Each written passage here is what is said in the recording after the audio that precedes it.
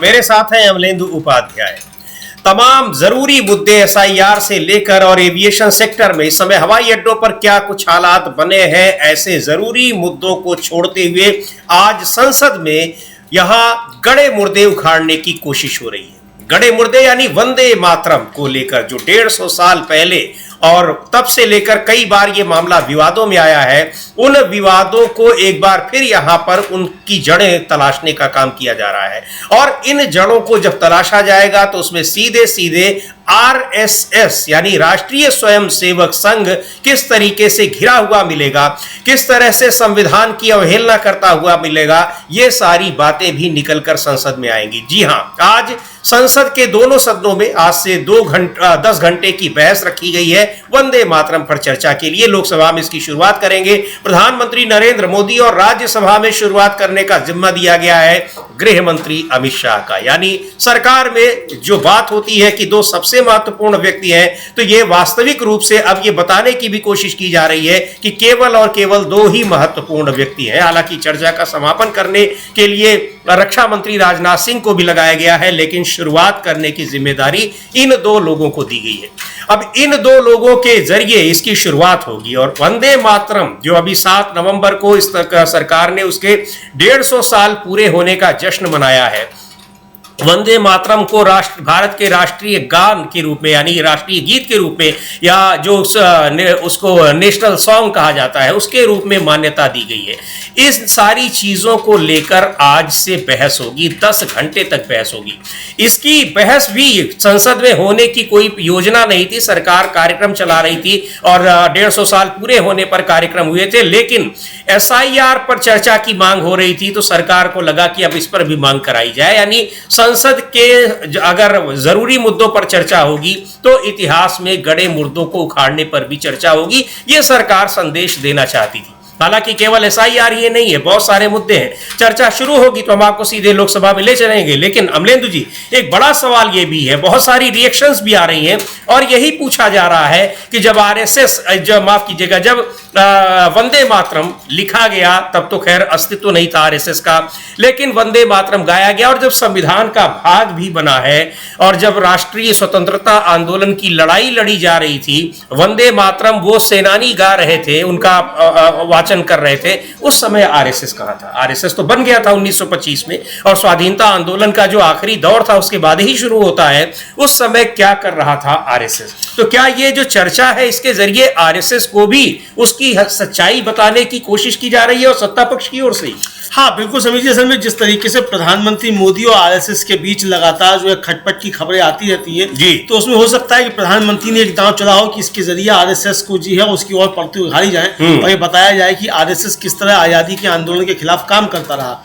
चूंकि ये समझिए जब चर्चा होगी तो उसमें ये बात बार बार उठकर आएगी कि जिस समय आजादी का आंदोलन हो रहा था और हमारे आजादी के मतवाले जो थे वंदे मातरम गाते हुए अंग्रेजों की लाठियां खा रहे थे, गोलियां खा रहे थे, उस समय आरएसएस क्या कर रहा था? आरएसएस की शाखाओं में आज तक वंदे मातरम क्यों नहीं गाया जाता है? जी, वहां क्यों नमस्ते सदावत से गाया जाता है? क्यों भारतीय जनता पार्टी की बैठकों में वंदे मातरम नहीं गाया जाता? ये सारे सवाल फिर उठेंगे तो इसके जरिए फिर आरएसएस बेनकाब होगा और फिर आरएसएस बैकफुट पर आएगा। तो प्रधानमंत्री की एक ये चाल भी हो सकती है कि आरएसएस को बैकफुट पर लाया जाए, क्योंकि आरएसएस बहुत ज्यादा दबाव बना रहा है। चूंकि प्रधानमंत्री 75 के हो चुके हैं, राजनाथ सिंह 75 के होने वाले हैं, तो राजनाथ सिंह के ऊपर जब दबाव पड़ेगा राजनीति छोड़ने का तो फिर ये बात होगी कि प्रधानमंत्री तो 75 के हो चुके हैं, इन्होंने राजनीति क्यों नहीं छोड़ी? जी, तो इस दबाव से बचने के लिए भी शायद ये जो है आरएसएस को घेरने की एक कोशिश प्रधानमंत्री की तरफ से हो। हालांकि जो जाहिर तौर पे ये है कि भाई घेरा जाएगा इसके जरिए कांग्रेस को कि साहब वो नेहरू जी ने उसको वो राष्ट्रगान नहीं बनने दिया, राष्ट्रगीत बना दिया,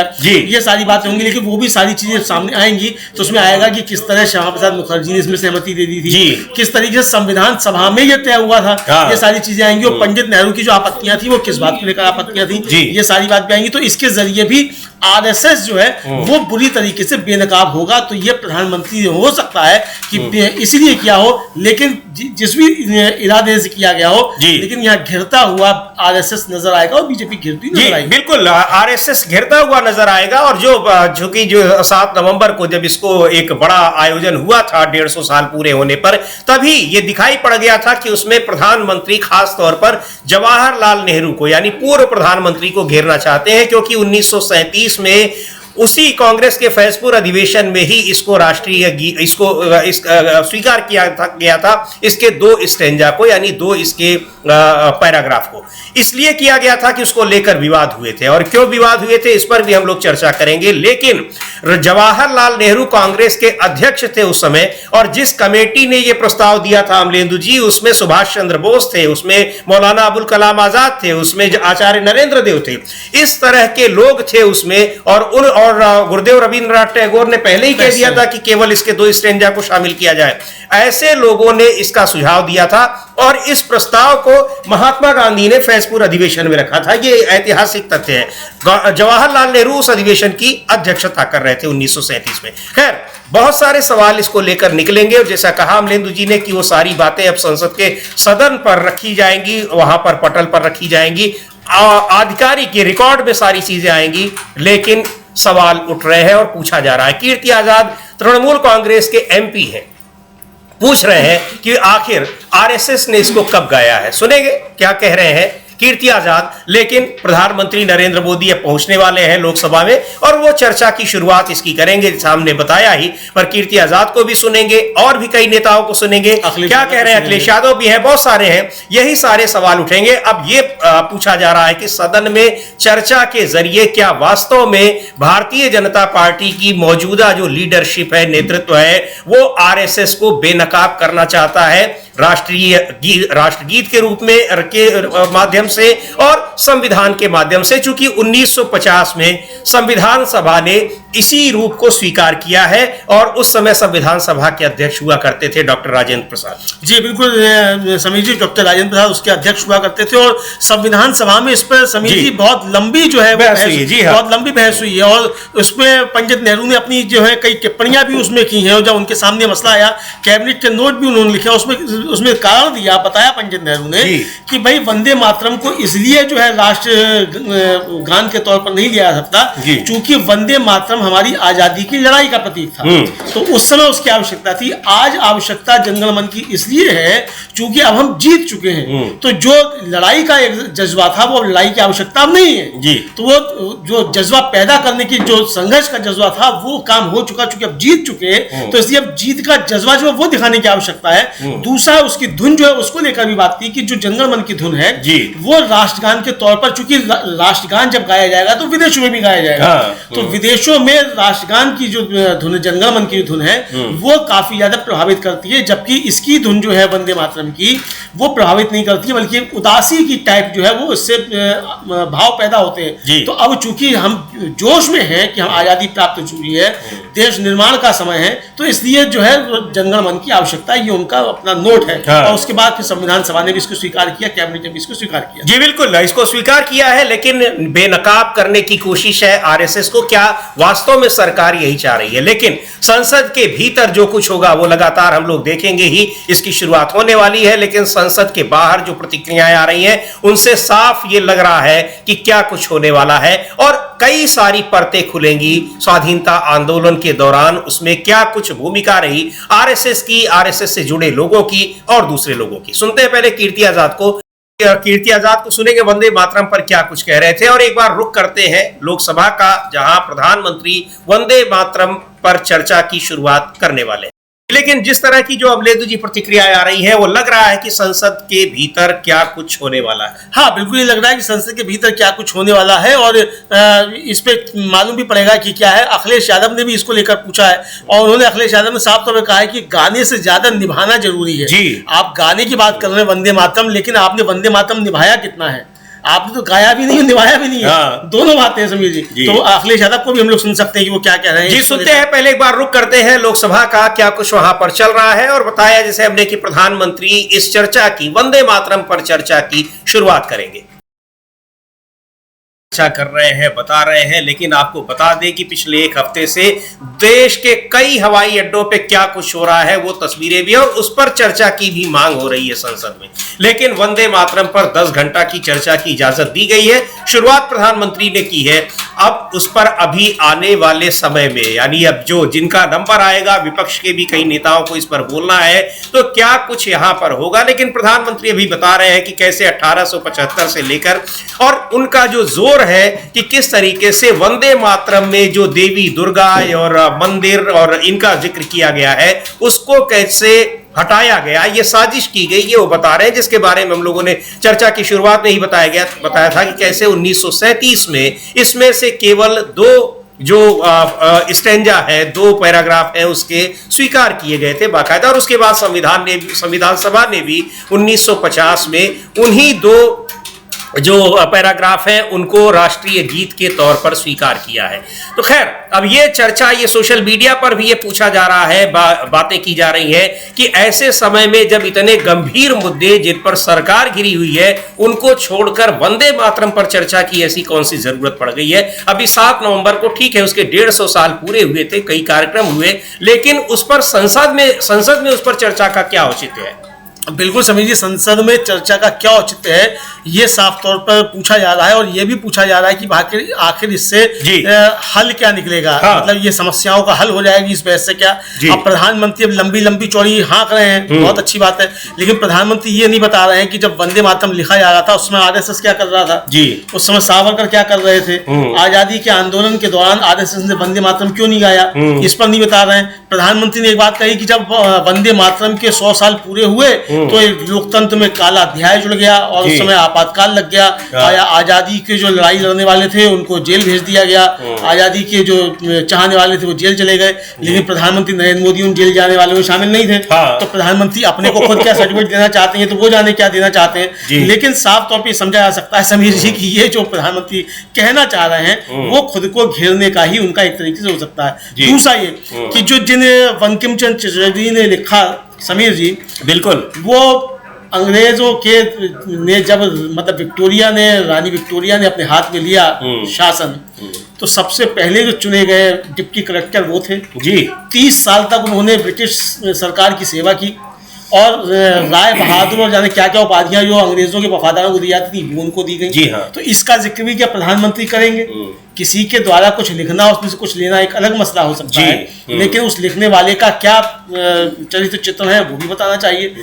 खुद बंकिम चंद्र चटर्जी ने वंदे मातरम लिखने के बाद फिर खुद क्यों नहीं आया कहीं खड़े होकर सभा में। यही सारी बातें की, ये इतिहास की चीजें हैं, ये संसद में उन पर बहस नहीं की जाती है, सेमिनार में बहस की जाती है, इन पर चर्चाएं दूसरे प्लेटफॉर्म्स पर होती हैं, उनके लिए ये जगह नहीं है। संसद जनता से जुड़े हुए जरूरी मुद्दों पर, जो बहुत ही जरूरी मुद्दे हैं, उन पर चर्चा के लिए होती है, नीतियां बनाने के लिए होती है, और उन्हीं के आधार पर कानून बनाए जाते हैं, जिन कानूनों को पास कराने के लिए संसद होती है। संसद में कानून बनाए जाते हैं, मुख्य काम उसका ये है। यहां वंदे मातरम, अब वंदे मातरम पर आप क्या कानून बना देंगे, क्या आप ये कर देंगे जिस तरह से उत्तर प्रदेश के मुख्यमंत्री योगी आदित्यनाथ ने कहा कि हम सारे स्कूलों में इसको अनिवार्य कर देंगे। ये विवाद पहले भी हुए हैं कि आप उसको अनिवार्य नहीं करेंगे, और अमलेंदु जी जब संविधान सभा इस पर चर्चा कर रही थी राष्ट्रीय गीत के रूप में, तो ये सारी बहसें उस संविधान सभा में हुई है। जो गड़े मुर्दे हम आज उखाड़ रहे हैं, ये सारी बातें हो चुकी हैं। आपको पता भी होगा हमारे दर्शकों को कि अब जब ये वंदे मातरम गीत है, बाद में ये आनंद मठ एक उपन्यास बंकिम बाबू ने ही लिखा, बंकिम चंद्र चटर्जी ने, उसमें इसको रखा गया, उसका हिस्सा बन गया। और आनंद मठ जो है वो सन्यासी विद्रोह और फकीर विद्रोह की पृष्ठभूमि में है, लेकिन उस आनंद मठ में केवल सन्यासी विद्रोह का जिक्र है। तो बहुत सारी चीजें हैं, और ये सारे सवाल उठे हैं कि कैसे वहां पर रविंद्रनाथ टैगोर ने इसको गाया। वही रविंद्रनाथ टैगोर कहते हैं कि केवल 2 स्टैंजा इसके लेने चाहिए, क्योंकि और स्टैंजा पर कुछ धार्मिक समूहों को आपत्ति हो सकती है। इसके बाद उसमें कि किस तरह से फिर इसको कांग्रेस ने अडॉप्ट किया, फिर किस तरह से इसको संविधान सभा ने अडॉप्ट किया, ये सारी चीजें इतिहास का हिस्सा है, ये संसद में चर्चा की बात नहीं है। लेकिन इसके जरिए क्या कुछ कहना चाहते हैं प्रधानमंत्री, या सरकार क्या कुछ कहना चाहती है, या केवल संसद का समय बर्बाद करना चाहती है, बहुत सारे सवाल। हाँ बिल्कुल समीर जी, बहुत सारे सवाल हैं, उन सवालों के जवाब प्रधानमंत्री को कम से कम देने चाहिए जी। तो प्रधानमंत्री इन सवालों के जवाब देने को तैयार नहीं है। तो ये अगर आप इन सवालों के जवाब देने को तैयार नहीं है तो फिर संसद में इस बहस का मतलब क्या है? बिल्कुल, आपको बहस देना था इंडिगो पे, आपको बहस देना था कि पुतिन आए तो देश ने क्या समझौते किए। बिल्कुल, ट्रंप आपको रोज गरिया रहा है तो आप ट्रंप को क्या गरियाएंगे? आपको इन सवालों के जवाब देने चाहिए। इन सवालों के जवाब आपके पास नहीं है, यहाँ कर आप लफाजी कर रहे हैं और भाई उस चीज पर आप बहस कर रहे हैं जिसमें आपका कोई योगदान नहीं है। भाई सवाल है ना कि आरएसएस ने अभी तक क्यों नहीं गाया था उसकी शाखाओं में? प्रधानमंत्री इसका जवाब दें कि आरएसएस अभी तक अपनी शाखाओं में वंदे मातरम क्यों नहीं गाता है? प्रधानमंत्री इसका क्या जवाब देंगे? प्रधानमंत्री को ये तो पता ही होगा अमलेंदु जी कि जब विपक्ष के सांसद बोलेंगे तो ये सारे सवाल उठाएंगे, एक्सपोज होगा बुरी तरीके से आरएसएस। तो क्या चाहते हैं प्रधानमंत्री? यही कि आरएसएस इस तरीके से एक्सपोज हो कि उसने स्वाधीनता आंदोलन में क्या कुछ किया है। बिल्कुल बिल्कुल, ये पूछा जाएगा कि भाई आखिर आपने आजादी के आंदोलन में आपने क्या किया, ये पूछा तो जाएगा ही। और अगर आप इसको नहीं बता पाएंगे तो फिर ये पूछा जाएगा कि भाई आपने आखिर किया क्या। तो ये समझिए एक तरीके से देखा जाए तो ये प्रधानमंत्री जो है वो अपने ही जो कहा जाए उसमें बुने हुए जाल में फंसते हुए नजर आ रहे हैं। तो प्रधानमंत्री पे बहुत सारे सवाल हैं। प्रधानमंत्री इस चर्चा के जरिए क्या बताना चाहते हैं? मुझे लगता है कि ये एक बार फिर आरएसएस और बीजेपी को फंसाने की प्रधानमंत्री की चाल है, ताकि ये गले मुर्दे उखड़े कि आरएसएस ने वंदे मातरम क्यों नहीं आया, आरएसएस ने मुस्लिम लीग के हिंदू महासभा ने मुस्लिम लीग के साथ मिलकर सिंध में और बंगाल में सरकार क्यों बनाई, श्यामा प्रसाद मुखर्जी मुस्लिम लीग की सरकार में मुख्यमंत्री क्यों बने। ये सारे सवाल आएंगे। सावरकर ने जो था वो क्यों अंग्रेजों की फौज में भर्तियां कराई, ये सारे सवाल फिर निकल कर आएंगे। तो ये प्रधानमंत्री की एक चाल भी हो सकती है इसको ये करने की। जी बिल्कुल, और एक बार फिर रुख करते हैं लोकसभा का। क्या कुछ कह रहे हैं प्रधानमंत्री, उसको सुना जाए। लेकिन वही बातें हैं जो इतिहास की किताबों में लिखी हुई हैं, उसको वो भी लिख कर आए हैं, उसको यहाँ पर बता रहे हैं। अभी 10 घंटे तक, हालांकि ये बहस और ज्यादा भी चल सकती है कहा गया है, तो 10 घंटे लोकसभा में और 10 घंटे राज्यसभा में इसी पर बहस होनी है। सुन लेते हैं, एक बार फिर रुक करते हैं। एक चीज और है अमलेंदु जी, काफी प्रसन्न आज दिखाई पड़ रहे हैं। स्पीकर मुझे दिखाई पड़ रहे हैं, बहुत लहालोट जिसे कहते हैं, वो लहालोट हुए जा रहे हैं प्रधानमंत्री पर। ऐसा कभी नेता विपक्ष पे भी हो जाया करें तो बड़ी कृपा होगी, है ना, किसी और सांसद पे भी हो जाया करें। यानी आप एक निष्पक्ष कुर्सी पर बैठकर आपने को मतलब ये साबित नहीं कर पा रहे हैं कि आप लोकसभा के स्पीकर हो गए। जी बिल्कुल। अब राहुल गांधी की बात याद आ रही है कि जब हम मुझसे मिलते हैं तो उनकी बॉडी लैंग्वेज कुछ और होती है और प्रधानमंत्री से मिलते हैं तो बॉडी लैंग्वेज कुछ और होती है। बिल्कुल बिल्कुल, ये समझ में आ रहा है समीर जी कि ये क्या कहना चाहते हैं जी। मतलब उनके मन के अंदर क्या है। बिल्कुल, और फिर सदन कैसे संचालित करेंगे। खैर, एक बार रुक करते हैं लोकसभा का। क्या कुछ बोल रहे हैं प्रधानमंत्री और किस तरीके से उस पर रिएक्शंस हो रही है वो भी हम देखेंगे। बता रहे हैं 1934 तक तो आ गए अमलेंदु जी, लेकिन 1925 का जिक्र उन्होंने बिल्कुल नहीं किया। यानी इस करीब 10 साल का, एक दशक का, उसमें मास्टर सूर्यसेन की बात कर रहे हैं। उसके अलावा उसके बाद के क्रांतिकारियों की भी बात की उन्होंने, अशफाक उल्लाह खान की भी बात की। लेकिन 1925 में आरएसएस बना, उसने क्या योगदान दिया उसका जिक्र नहीं कर रहे हैं। शायद वो विपक्ष वालों पर छोड़ रहे हैं कि वो भी तो कुछ करेंगे। हाँ बिल्कुल, उसी पर छोड़ना, इसलिए 10 वर्षों की बात भी नहीं कर रहे हैं समीर जी। और साफ तौर पर अगर देखा जाए तो प्रधानमंत्री जो बातें कर रहे हैं, अब मास्टर सूरसेन की बात कर रहे हैं समीर जी। चटगांव आर्मरी केस भारत के स्वतंत्रता संग्राम के आंदोलन में एक महत्वपूर्ण जगह रखता है। लेकिन मास्टर सूरसेन जो थे, या मास्टर दास जिनको कहा जाता था, वो किस विचारधारा से प्रेरित थे? मास्टर सूरसेन की ही जो लीगेसी है वो नक्सलवादी तक आती है। जी हाँ, नक्सलवादी आंदोलन जो है वो कहीं ना कहीं लीगेसी जो है वो प्राप्त करता है मास्टर सूरसेन से। तो ये कहना क्या चाहते हैं मोदी जी, कहना क्या चाहते हैं? तो आरएसएस ने कब मास्टर सूरसेन की पूजा की जाए ये भी बता दिया जाए। क्या आरएसएस की जो शाखाएं लगती हैं उसमें मास्टर सूरसेन का चित्र लगाया जाता है? और इन्हें मालूम है कि आज कहाँ है वो चटगांव जो है, आज कहाँ है जहां मास्टर सूरसेन थे, वो मालूम है इनको कि आज कहाँ है? प्रधानमंत्री ये भी बताएं जरा। तो प्रधानमंत्री बातें तो बहुत अच्छी अच्छी कर रहे हैं, लेकिन मुझे लगता है कि इसके जरिए आरएसएस का जो इतिहास है उसको कुरेदने की कोशिश प्रधानमंत्री कर रहे हैं कि विपक्ष जो है अब आरएसएस पर हमले करे और आरएसएस का काला अतीत जो है वो देश के सामने रखा जाए। ये शायद प्रधानमंत्री की मंशा दिखाई जी बिल्कुल, क्योंकि तब ये भी बात आएगी कि कैसे जब संविधान सभा में इसका ये अडॉप्ट किया जा रहा था तो उस समय उस विचारधारा से जुड़े लोग लोग भी जो थे उन्होंने भी उसका समर्थन किया था। इसके पहले किस तरह से जब 1905 की प्रधानमंत्री बात कर रहे हैं, जब भंग हुआ था यानी बंगाल का विभाजन हुआ था, उसके बाद मुस्लिम लीग का गठन हुआ था, फिर मुस्लिम लीग ने ही वंदे मातरम में इसका विरोध करना शुरू किया कि उसमें देवी देवताओं की स्तुति की गई है और कांग्रेस पार्टी मुसलमानों को ऐसा करने के लिए बाध्य कर रही है। दूसरी ओर वहां पर जो हिंदू महासभाएं और जो उस तरह के विचारों से जुड़े हुए लोग थे, उन लोगों ने कहा कि इसका पूरा वाचन किया जाएगा। तो इस दोनों लोग मिलकर एक तरीके से कांग्रेस पार्टी, चूंकि कांग्रेस पार्टी उस समय के स्वाधीनता आंदोलन को लीड कर रही थी, भारतीय राष्ट्रीय कांग्रेस, वो राजनीतिक कांग्रेस नहीं थी, लेकिन वो उस समय जो कांग्रेस पार्टी, जो भारतीय राष्ट्रीय कांग्रेस जो है वो आंदोलन को लीड कर रही थी। पर इन दोनों ही संगठनों से, विचारधाराओं से जुड़े लोगों ने किस तरह से उसका एक कमजोर करने की कोशिश की और ब्रिटिश हुकूमत का साथ दिया।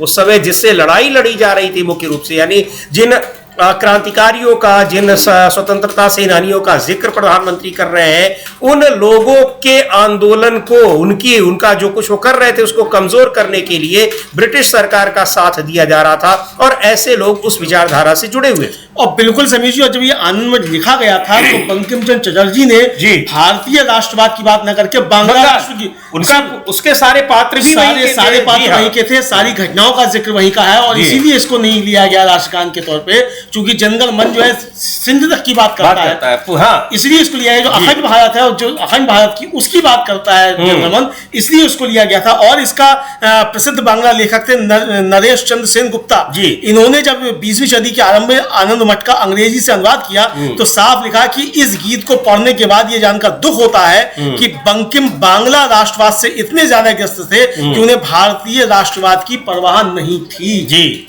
यानी ये भारतीय राष्ट्रवाद का द्योतक नहीं है। हाँ। ये उसका अंग्रेजी में अनुवाद करने वाले पहले जो थे नरेश चंद्र सेन गुप्ता, उनकी टिप्पणी है समीर जी। बिल्कुल ना, तो खैर अब ये इतिहास की बातें हैं, लेकिन बड़ा सवाल ये है और ये सवाल पूछा भी जा रहा है कि यहाँ इतने जरूरी मुद्दे हैं, उसके बावजूद यहाँ इतिहास के एक एक पन्ने की पर 10-10 घंटे की चर्चा क्यों हो रही है।